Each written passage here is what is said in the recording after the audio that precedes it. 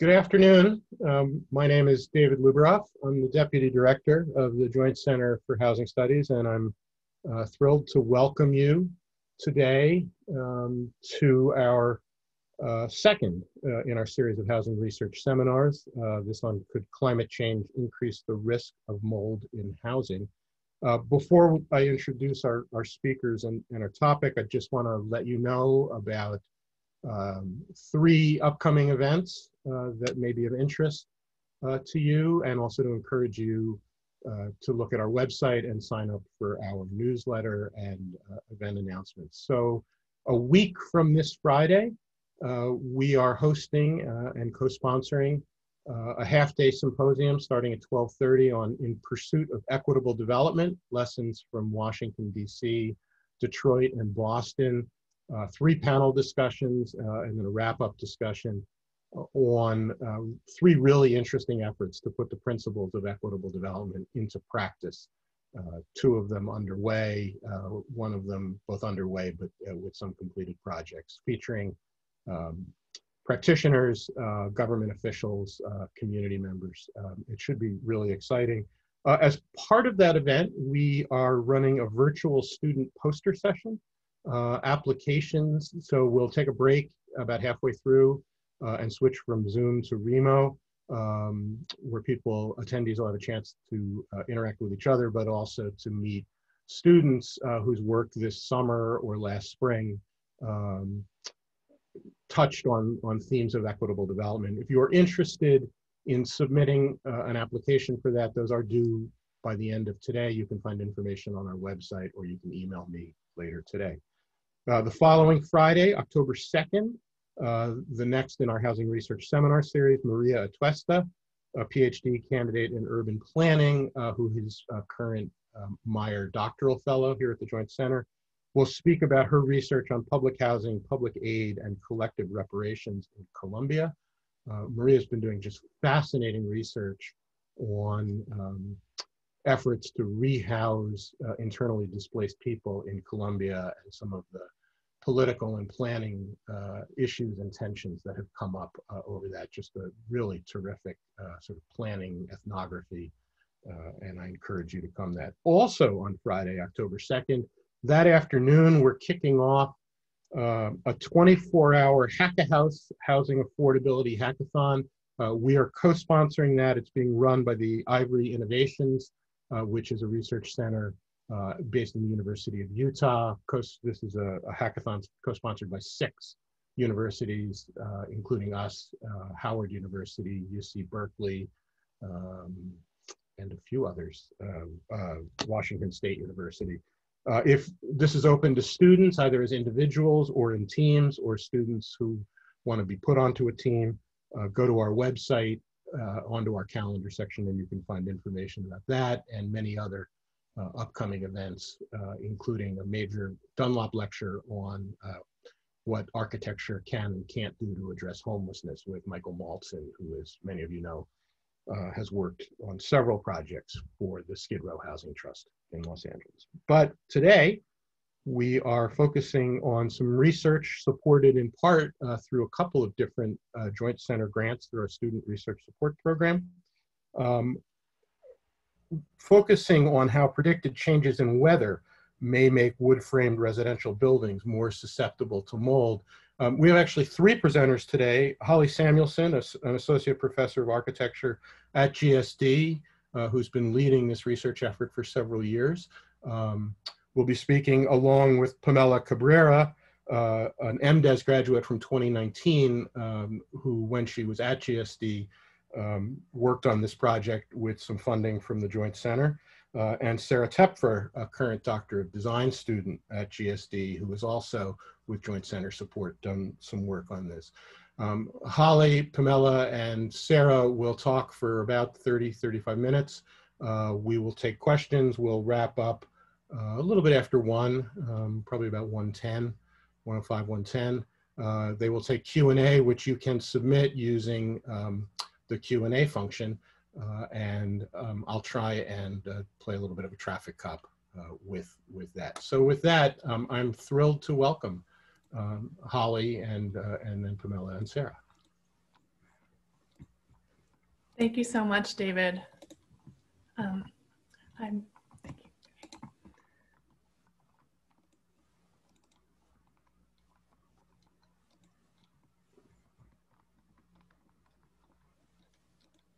Okay, thank you so much for that kind introduction. So let me dive in.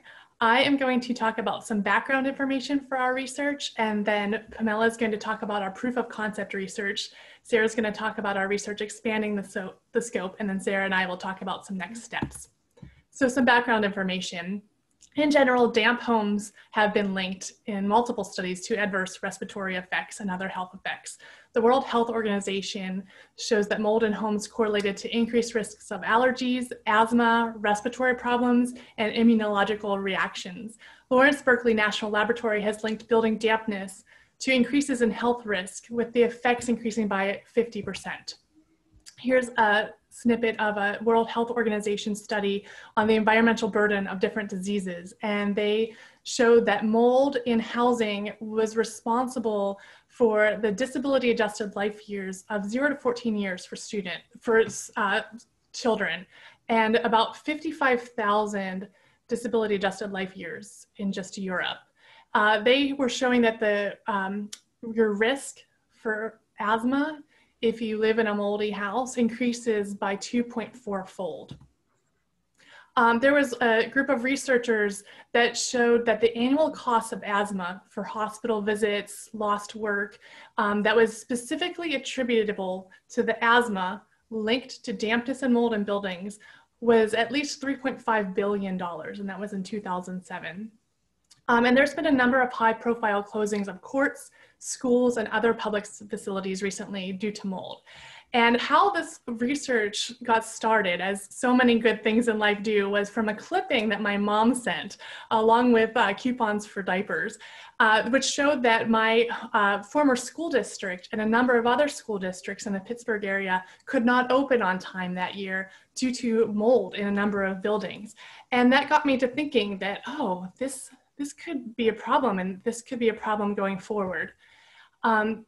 I just want to mention that there's this group out of Finland, the VTT group, that's done a number of laboratory-based studies on building materials and mold. And so here's a list of the mold species that they have found on building materials and the health effects that those have been shown to be linked to, such as hay fever, cough, fever, inflammatory reaction, seasonal allergies, skin and nail infections, and some of them are even extremely toxic. So I should mention that I'm not a health expert. All three of us are in the field of building science. So, but I just wanted to mention why this might be a concern in buildings. So I'd like to give a little bit of background on building construction in the US.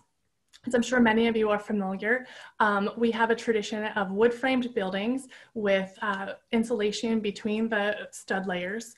And the way we build these walls is in part due to energy codes. So you can see here we're showing for the New York State, something that was code compliant in the 1990s, something that's code compliant today. And in general, things are changing. We're increasing the insulation levels, et cetera. But one thing particularly seemed concerning, and that is that our methods of construction are based on climate zones. And these best practices have evolved based on a fixed climate. We would never build, for example, a Boston-style wall in South Carolina. But that got me to thinking, what is going to happen to all of these existing buildings when Boston becomes more South Carolina-like? And here's one of the reasons why there's a little bit of cause for concern. It's these vapor retarders that we've been putting in walls. But that's not the only problem. So our research has shown that, even without the vapor retarders, we could have some problems. But you can see that in the 1990s building codes, some building codes were specifically requiring a pretty impermeable vapor retarder. And even today, we still are building that way in some cases. And we have other things like craft paper, which is a semi-permeable vapor retarder in buildings. And here's what I'm talking about. We've all seen this, right? The plastic coating, the plastic sheet that goes on the inside of the insulation, or the paper coating, et cetera. And so why do we have those? Why do we build that way? Well, I went to architecture school in the 90s, and so I was taught that we should put a vapor retarding barrier on the winter warm side of the wall. So in Miami, that would be on the outside of the insulation. In Boston, that would be on the inside of the insulation. Why do we have that? Well, on those really cold winter days, it can be hot and pretty humid inside of the building due to showering, cooking, sweating. So we have that moist, warm air, and inevitably it's going to migrate into the wall. And there's going to be a temperature gradient between the inside and the outside. It's very cold outside. So most of that temperature difference is going to happen within the insulation layer. So the moist air is going to travel through that layer. Eventually it's going to hit a cold surface. And at worst, it could condense and turn into liquid water. Or even if it doesn't, then the relative humidity level is going to spike because cold air cannot hold as much moisture as warm air. So that's why the vapor retarder was there in the first place, to try to keep most of that moist air out of the wall. But what happens on a hot, humid, air-conditioned day?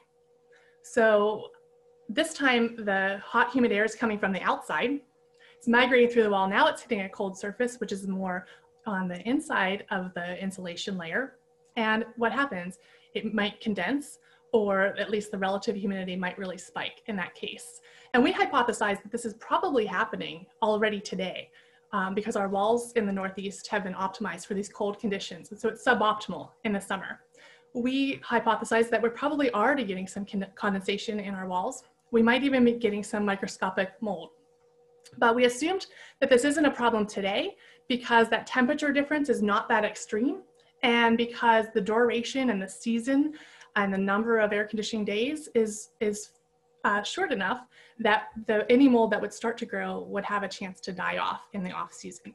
And sure enough, when we started doing our simulations, this is the situation that we found. So I want to give a little bit of background on those climate zones and the energy codes that I mentioned. This is a map from ASHRAE, the American Society of Heating, Refrigeration, and Air Conditioning Engineers. You can see how the country is divided. And so the envelope sections that would make their way into local building codes would be based on these climate zones. And so we know that climates are changing. And it's not just my group saying this. Here is some research from NASA.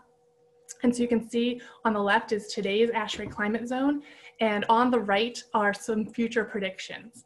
And so you can see these are two different relative concentration pathways. So that means from the Intergovernment Panel on Climate Change, these are two different possible scenarios for how the future might go. And so in the years 2070 to 2100, there's 6 different options of what the future climate zones could be like in the US. So you can see here for Boston, we might be going from something like climate zone 5 to climate zone 2. If that happens, what is going to happen to all of these existing structures? So we're going to go over our research to look into that topic, but I wanted to make a few notes about our research. The first is that we're simulating mold growth within the wall cavities in current and future climates. So this is not the mold that you would see when you walk into a room, because this would be within the walls. And so right now we don't have a lot of research on what does that mean to humans, having that mold inside the walls, because the research hasn't been nuanced enough to differentiate a lot of times even between dampness and mold, let alone mold in its different places within the building. But in general, we know that mold in buildings is not a good thing, something to be concerned about. The other thing I want to mention is that we're being pretty conservative here because we are only considering climate stress, meaning the everyday temperature and humidity increases that we're supposed to see. We're not considering climate shocks, so we're not considering floods and leaks. We know that these might increase also as storm events increase, as we get storm surges and flooding, but we're not considering that in our research right now. We're also being relatively conservative about rain. Now, in the northeastern United States, rain is predicted to increase with climate change, but right now we don't have a good method for predicting those future rain events that we can use in simulation. So we're ignoring the increase in rain and we're just using today's typical rain. Or we're using various representations of rain that we might see today. But the other thing I want to note is that we could not find this issue in the current literature, in the current dialogue on climate resilience.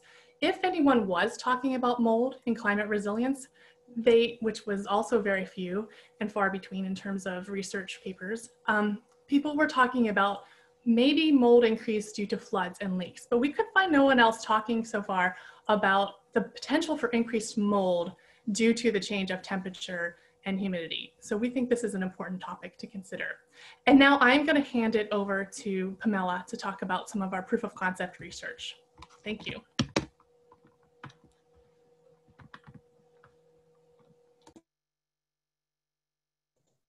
Hi, everyone. Thanks, Holly. I'm going to talk about the proof of concept. Next. And for that, I'll be touching on our paper that is right now under review that's titled Uncovering the Future Mold Risks in Existing Residential Walls with Climate Change. This is the snapshot, the graphic abstract of the paper, which summarizes what we talk about in it. So I thought it would be a really good starting point. We basically picked 3 cities and 1 building typology, which is residential buildings, 3 wall assemblies, which were actually the walls that Holly was just mentioning and showed you, 2 leakage rates and 2 siding materials, and tested those 3 walls under present typical weather files and future weather data. And saw that the walls were actually performing as expected, pretty good under current data on the weather files, but there was mold growth expected in the future. So they showed more vulnerability to that future heat and humidity. Next.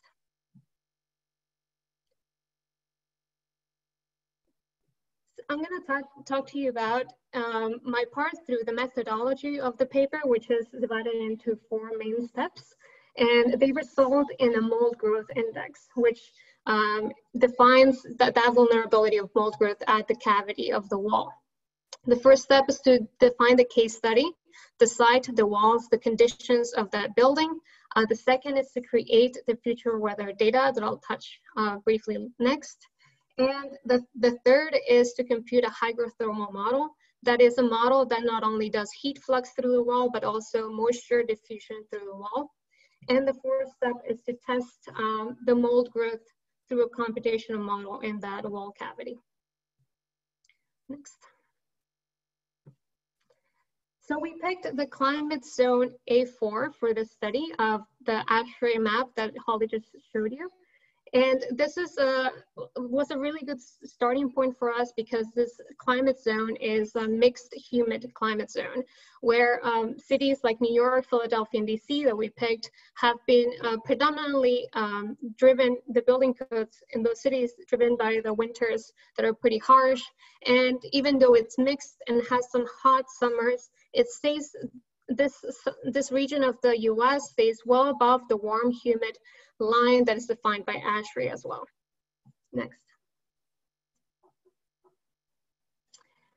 The second part of defining the case study was to define these wall sections. And we picked this 3 specifically to have a typical wall built in the 1990s that represents the existing building stock of residential buildings for lightweight timbers. And we picked 2 code compliant walls for today. And these relate to the codes of New York City, Philadelphia, and Washington, DC. As Holly mentioned, one of the main things that we were looking at was the requirement for that interior vapor retarder and how the code has changed over time about in relation to the continuous exterior insulation.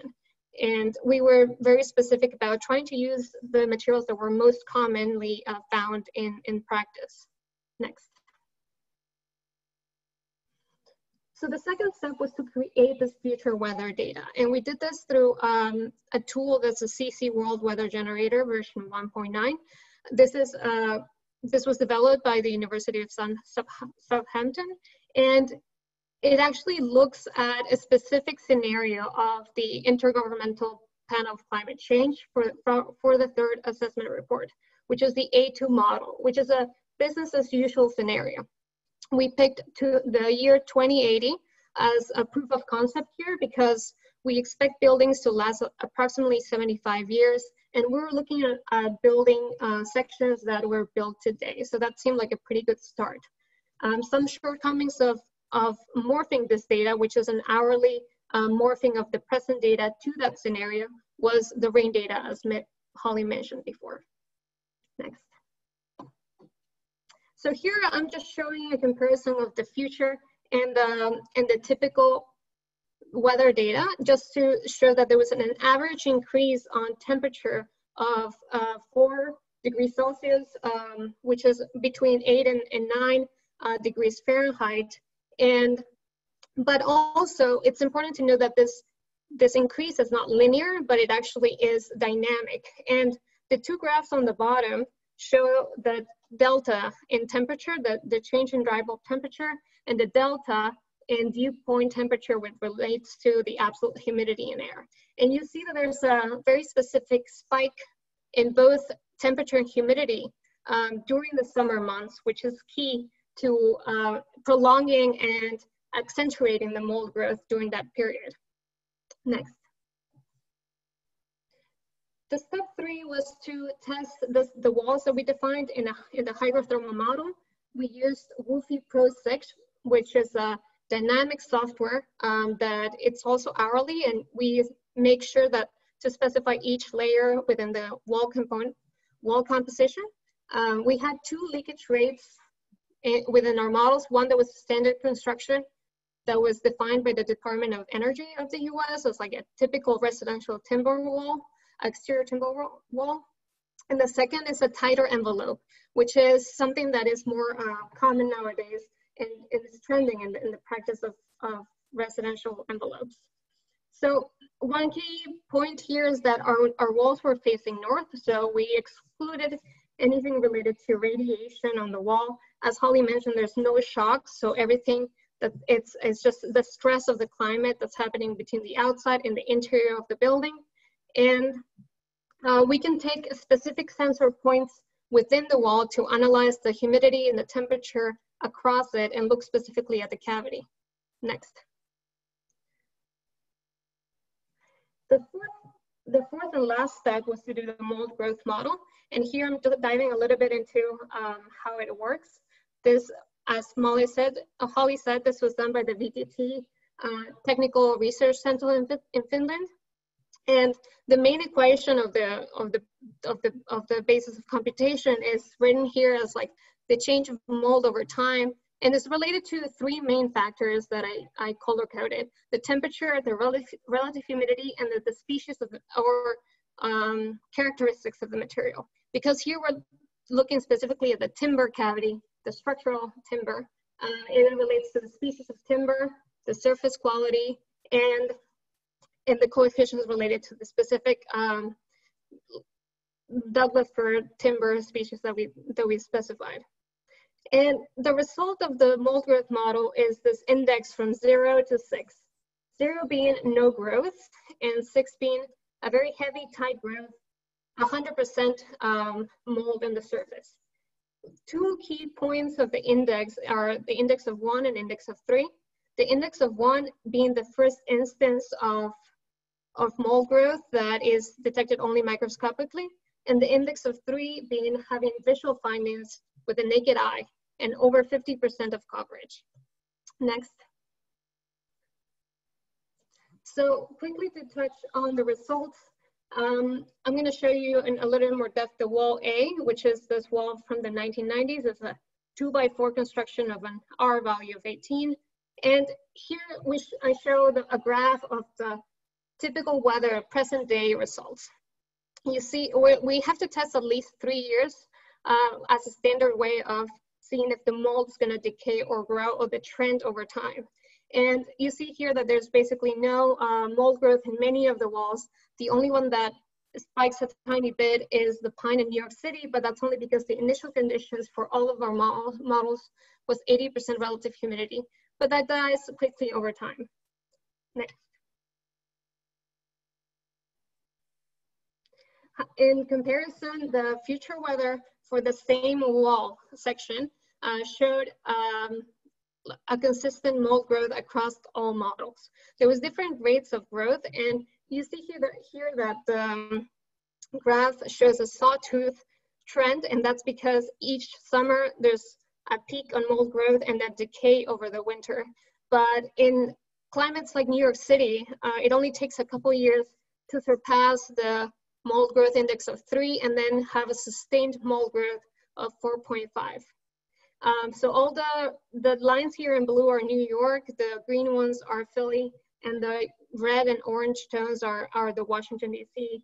Lines. So we think that there's a correlation with latitude, but there's more research that we're doing now with a wider range of cities. Next.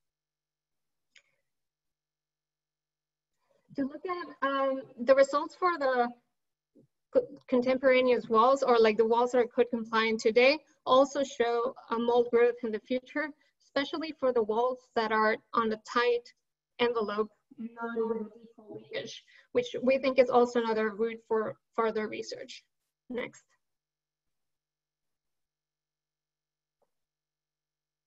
So just to wrap up, the potential impact of this initial study was that we looked at the higher frequency of hot, humid days alters that hygrothermal performance of the wall. And our analysis shows that business as usual climate change will display a substantial increased risk of sustainable growth in New York City, Philadelphia, and Washington, D.C. And this could happen in other similar climates, especially maybe on the rest of climate zone A4, that could be vulnerable to this future mold growth. And single family homes and multi-family buildings, residential buildings overall, have a trend of wood frame buildings that I show here that was 93 and 83% respectively in 2018. And changing the building code has been suggested by the IPCC since 2001, but the current codes don't really reflect this like future weather research. I have a couple more points that, just emphasize what Holly said before, that our results are conservative because we don't include the future rain forecasts, which are actually high in future climates, and we don't have any leaks or shock events from climate change. Thanks. And so now I'm going to pass it on to Sarah, who's going to expand on the research to more expanding the scope. Hi, everyone. Thanks, Pamela. Thanks, Holly. So I'm going to talk a little bit about how we've expanded the scope of this research. And currently the work is really focusing on 3 key questions. Which exterior facade constructions are most vulnerable to mold issues in future climate conditions? At what point in the 21st century will this become an issue? And can we begin to quantify the magnitude of this issue? Next. Next. So the scope of this work for now has been really focusing on climate zone 4A, as Pamela mentioned, and also climate zone 5A. And this decision was really based on some previous work that Holly and I did looking at a range of cities, which you see here. And though it's pretty small, you can see that we looked at 4A, 5A, and 6A and found that 6A was not reliably showing problematic conditions in the future. So we decided to look at 4 and 5A only and new single family residential homes. Next. So the methodology we use is pretty similar to Pamela's, but with a few key differences. So the first step was to determine the most common exterior facade materials for a set of case study cities. We then ran the code compliant wall assemblies featuring those materials through a series of hygrothermal models that used future climate data. We then used the outputs from those models to determine mold growth risk, as Pamela did. And the next step was to use the findings to quantify the potential magnitude of the issue across single family residences in each case study city. And I've highlighted the future climate data here because we use a slightly different methodology. So the methodology that we're using here is relying on a tool called WeatherShift. And WeatherShift produces similar outputs to what Pamela's did, where it shifts the climate data to a period in the future. However, this data is relying on the 5th assessment report from the IPCC rather than the 3rd. And also it's a little different in that it's looking at 3 different time periods. So 2026 to 2045, 2056 to 2075, and 2080 to 2099, as shown in these 3 red colors. And it also offers an ability to assess the percentile heating scenario. So instead of just providing one scenario, you can look at the 25th percentile heating scenario, 50th, and 95th. Next. So as I said, the first step was to look at what the most common exterior facade materials were. And highlighted in pink here are the regions that correspond to climate zones 4 and 5A in the US. And this is pulling from the US Census Survey of Construction from 2018, looking at what the most common exterior layers are in single family residential construction. So we find that predominantly it's brick, stucco, and vinyl. Next. And then we looked at what the most populous cities were in climate zones 4 and 5A. So we looked at, I believe, 14 cities and then narrowed it down to 4 based on the following table. Next. So we're looking at Chicago, Boston, Baltimore, and Raleigh. And that was really based on our interest in seeing what happens when an interior vapor retarder is actually required. So this table is showing 2020 energy code requirements. So we're looking at the current day and trying to understand the effects of that interior vapor retarder. Next. So we find some pretty interesting results. So these graphs show for each of the 4 cities what's going to happen in 2080 to 2090. And what we find is that the present day, shown in green, doesn't seem to see much of a mold growth issue, which is consistent with what we would expect and is similar to what Pamela found. When we look at the 50th percentile warming scenario, we see a pretty consistent issue for Baltimore and Raleigh in climate zones 4A, but not much of an issue in Boston or Chicago in climate zones 5A. When in turn we look at the 95th percentile, we see that there is a consistent issue with the mold growth index rising above 3 across all cities examined. Next. We can look at the end of the 10-year observation period and see what we're calling an equilibrium mold index. So what is that mold index at the end of the 10-year period, and try to understand when in the 21st century we expect this to be a problem. So we can run for the present day, we can run for 2020s, 2050s, and 2080s. And what we find here is that for climate zone 4A, regardless of the warming percentile used, we find that this issue presents itself in the mid-21st century. In contrast, with the 25th and 50th percentiles in climate zone 5A, we don't really see much of an issue throughout the 21st century. If we do use the 95th percentile data, we do find that there is a bit of an issue. Next. We can also look at the stucco clad wall. So the previous results for vinyl, but this is for stucco. And again, we see for present day data, not much of an issue, but for climate zone 4A, where we see stucco walls, we have an issue with mold index rising above 3 for both 50th and 95th percentile data.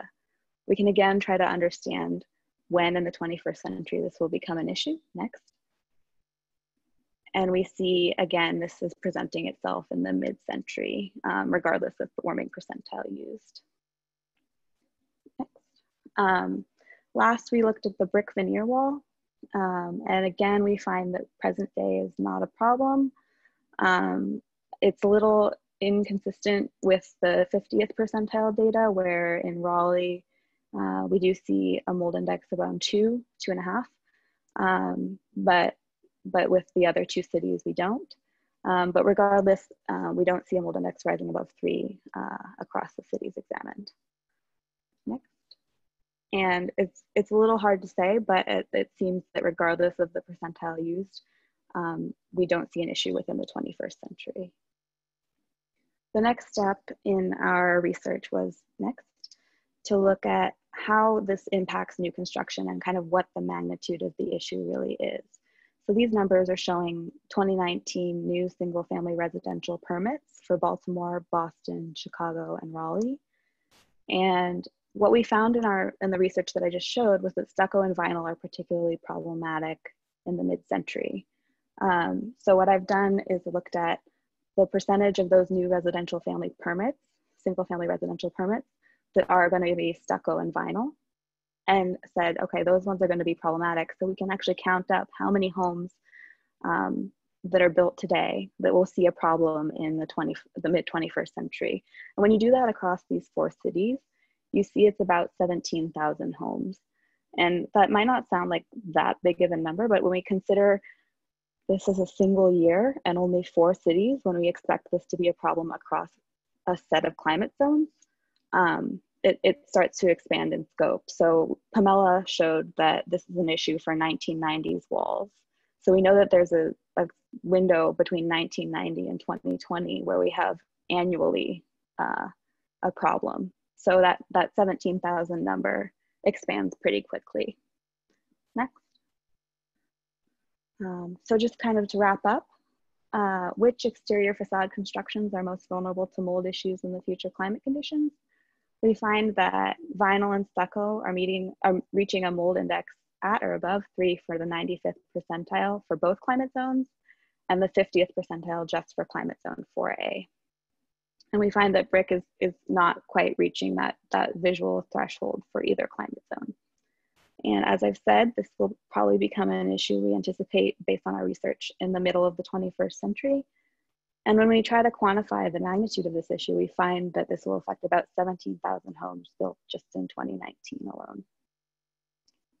Next. We have some next steps in mind, many of them, just a few shown here. But we think it would be really, really interesting to develop a better understanding of the human health impacts of mold in wall assemblies. So right now, since we're assessing the mold growth risk in the wall itself, we're not quite understanding how that actually infects, in turn, the human being. So that's one avenue of research that we're hoping to explore. We've also found that the air exchange rates within the wall cavity are very influential on the results. So we really want to try to refine those typical air exchange rates that we're using for the hygrothermal models.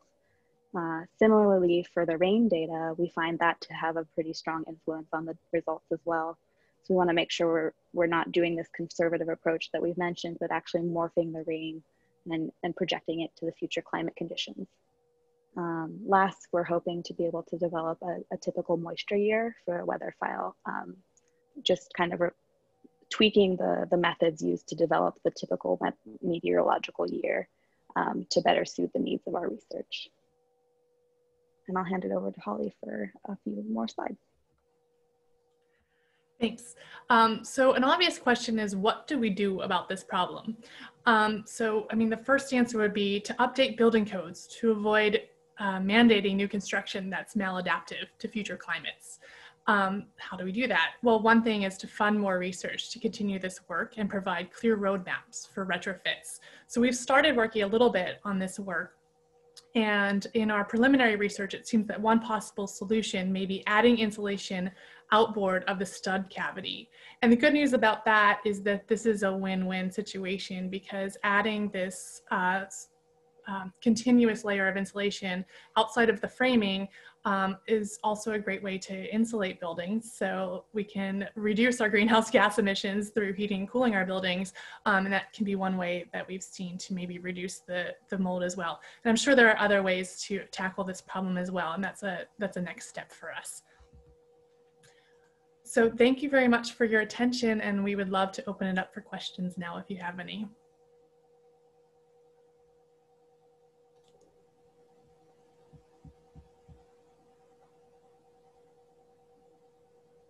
Holly, thank you so much.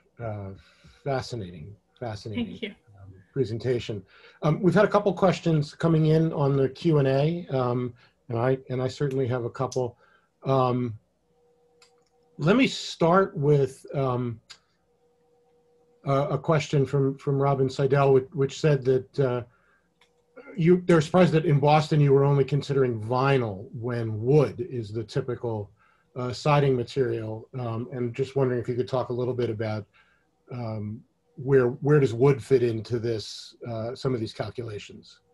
Sure. Pamela, do you want to start with that? Sure. I do the research in Boston specifically, so maybe Sarah can talk about that. But the two sidings that I studied was vinyl and painted wood, and between the two, vinyl showed a higher mold growth index than the painted wood across all models. So just that simple comparison between siding, I know that vinyl is more detrimental. But go ahead, Sarah. Oh, also just to clarify the use of vinyl in Boston, we found that to be most typical for new construction, and I think that was in the question as well. So it was most common for new homes in the area rather than as built previously. Thank you. There was a question, will the slides be provided? The slides we have an archive of all of our events, so the video of the event and the slides will be available.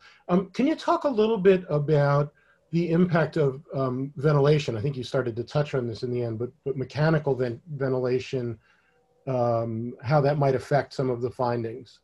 Sure. So as we mentioned, the airflow within the wall cavity is pretty important. The mold growth is sensitive to that airflow. And so what we're using right now is some research that's out there that deals with not only the typical air exchange rates in buildings, but also the very little research that's out there that has to do with the air exchange rates within the cavity, because not a lot of people have thought about that so far. We've cared a lot about, in building science, how leaky is our building, meaning how is the air exchanging between the exterior and the interior, but we haven't thought a lot about what's happening inside of that wall cavity. So we've been trying to use typical values for that. And so that has less to do with the mechanical ventilation of the building or the natural ventilation of the building itself. It has more to do with how tightly is that wall cavity constructed? Do we have a vapor barrier, an air barrier? Is it continuous, et cetera? So we agree that we need more research on how leaky are those walls. And one thing we are seeing is that a trend is towards tighter construction. And that is a good thing. And it's something that I advocate for as someone who cares about energy efficiency. We don't want to have a lot of air leaking in and out, unwanted air exchange leaking in and out of our buildings. In terms of mechanical ventilation, I mean, as we make tighter and tighter envelopes, we need hygienic fresh air in buildings. So one way to do that is to have increased mechanical ventilation. So, I mean, all of that is a separate issue. But then one of the issues is, how is that air exchanging within the wall cavity? And we also acknowledge that it's probably not consistent. So I imagine that there's a stack effect within buildings. The pressure is different at the bottom of buildings than at the top of buildings. And so, probably this is somewhere in a wall cavity, this is going to be a problem. And so that's something that we want to research more. So I hope that answered that question. Pamela and Sarah, please jump in if you have anything to add. I had a question thinking about Boston, where the additions to the new housing stock is a relatively modest share of the stock, and a lot of the stock is quite old. And I'm wondering if we think about buildings, that are pre-1990 kind of building codes, what does this look like? And I guess the related is, for a lot of those, particularly houses, people have gone ahead and done blown-in insulation. What does this look like for those kinds of structures? Again, people feel free to jump in with answers, but we suspected, our hypothesis was that the problem would be in the newer construction, and especially the where there are vapor retarders or semi-permeable, some sort of accidental or purposeful vapor retarder.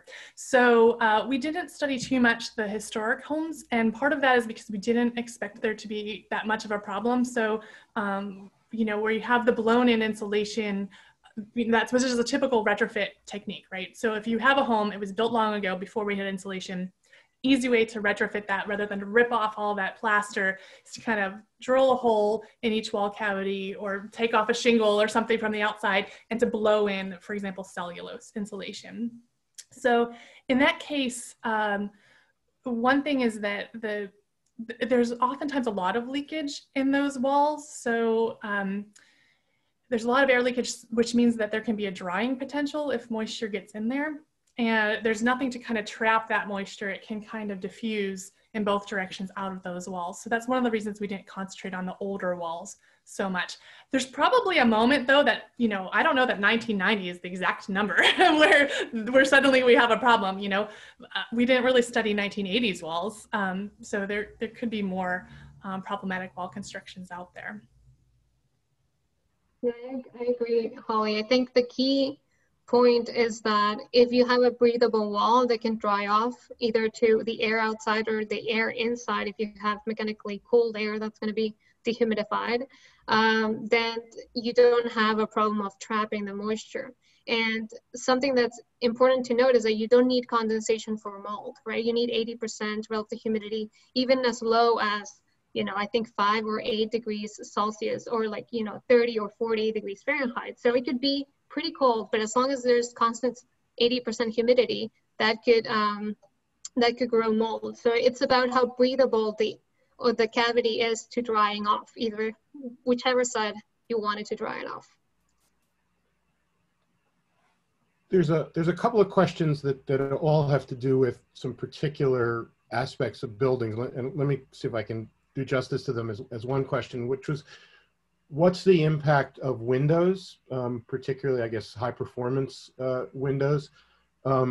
Is there anything we ought to be thinking about, particularly as high-rise buildings increasingly include washers and dryers in unit? And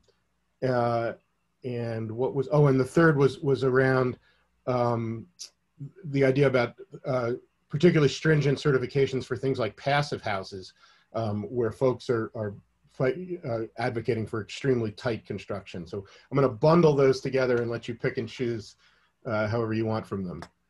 Okay, sure. I mean, I think the first topic was about windows, and I think we're studying sort of a one-dimensional phenomenon through a wall section.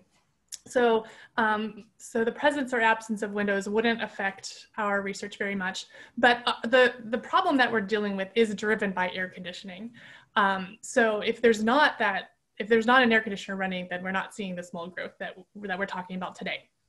I do know that sometimes windows or any break in the continuous envelope is a point of entry for water leaks. And so in the real world, outside of our own research, water leaks can be a problem. And so anytime you have breaks in that continuous envelope, we need to be very careful about, for example, how we're flashing and making sure that water leaks don't get in there. But that's a kind of a separate topic from our research. Okay, and then the second question. Windows, washers and dryers. Washers and dryers, right. So, okay, so increased humidity inside of the interior occupiable space is going to exacerbate the problem, because any air that's exchanging between that interior and the wall is having a drying effect in our models. So if that air is more moist, it's going to have less of a drying effect. So that's an issue. And I think, again, putting our research aside and just thinking, practically about buildings, people also have mold problems on the surfaces of buildings. So, having high moisture loads in buildings can cause other problems outside of our research as well. And then finally, passive house. That is very interesting. And I think that passive house is beginning to take moisture and mold problems pretty seriously, because having those tight envelopes is great from an energy efficiency standpoint. The idea is, let's not have accidental air leakage. Let's have purposeful air leakage with energy recovery, so that that incoming air, you can recoup some of that cooling or that heating that you've already done on the air. That's the idea with passive house. But it is something to be pretty serious about, because what we are finding with our research is the tighter that those cavities are, the more likely there is to be mold in there. On the flip side, I will admit that the tighter the cavity is, the less that those mold spores are going to have access to humans. So that's something that we really need to research. So if your wall is tighter, it's more likely to get moldy, but does that also mean that it's less likely to impact humans? And we're not quite sure about that yet. So that's something that we need to research a little bit more. And one more that was sort of a building typology question was, so some folks have been asking about detached single family houses versus whether it's row houses or townhouses. And does the type of building change any of these kinds of calculations? In a way, because what we're talking about is the wall that's an exterior wall between interior and exterior conditions. And particularly, we've been focusing on north-facing walls because we think that's where there's more likely to be a problem, because we don't have the drying effect of the sun. Although in some strange situations, the heat of the sun can drive moisture in. But anyway, so I will say that, when we're talking about moldy walls, the more exterior north-facing walls you have, the more surface area you're going to have for mold problems. So that's one way that I would answer that. Let me, I'm gonna wrap us up and take moderators' prerogative, and it picks up on a little bit of some of the themes here. We have a bunch of people on the call who are, city or state officials or consultants who work with city or state. If I were, an official in a Northeast city, looking at this and thinking about what my building code, what ought I to do at the moment, given, some really intriguing findings, are there 2 or 3 things that you would strongly encourage us to be thinking about, and 2 or 3 things that or 1 or 2 things that we ought to be watching, but maybe too early to make a decision?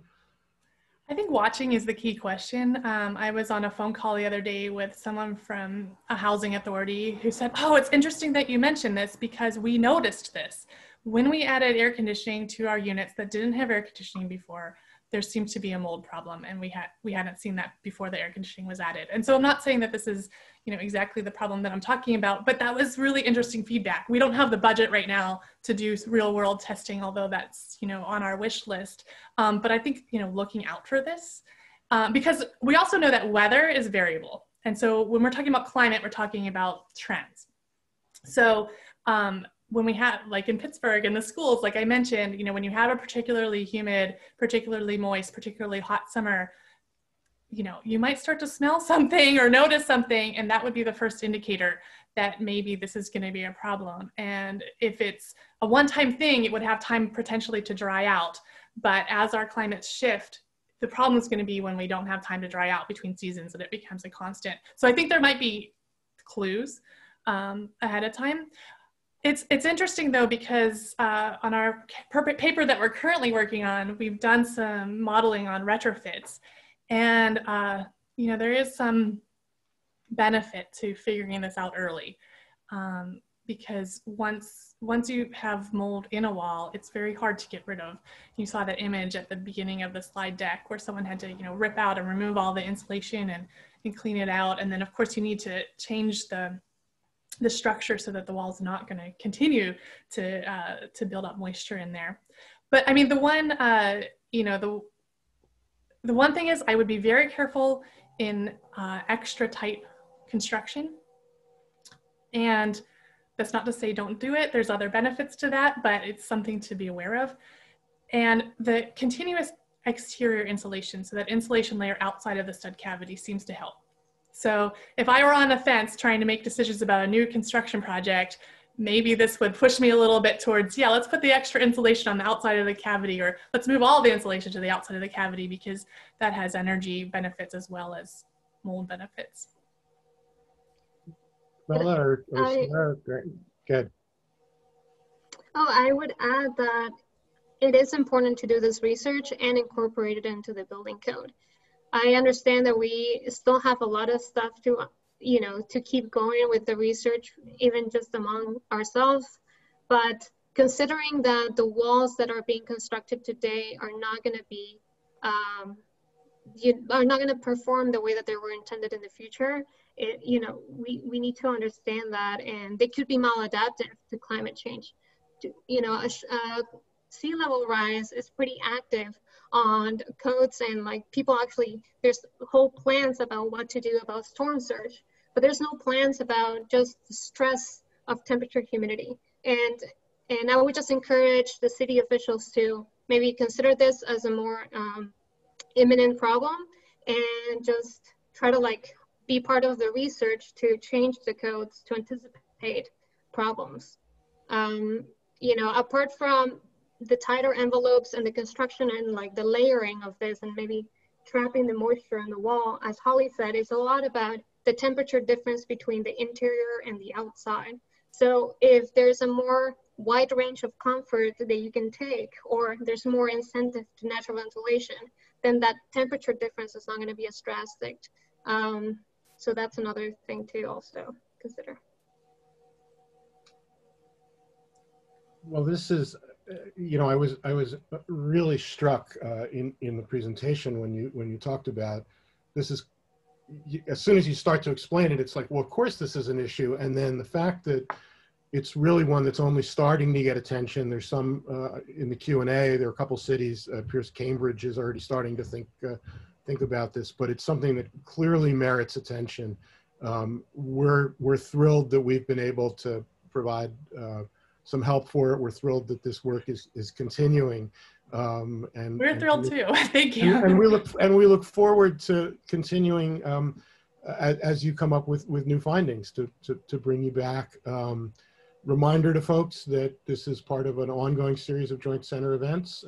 Visit our webpage, and that both the presentation and the slides will be available on our website very, very soon. We can't, you can't hear us clapping, but, and you can't even see us because it's a webinar other than me, but I hope all of you will join me in thanking Holly, Pamela, and Sarah for a terrific presentation on what is clearly some really important research. Thank you very much. Thank you for having us and supporting us. Thank you so much.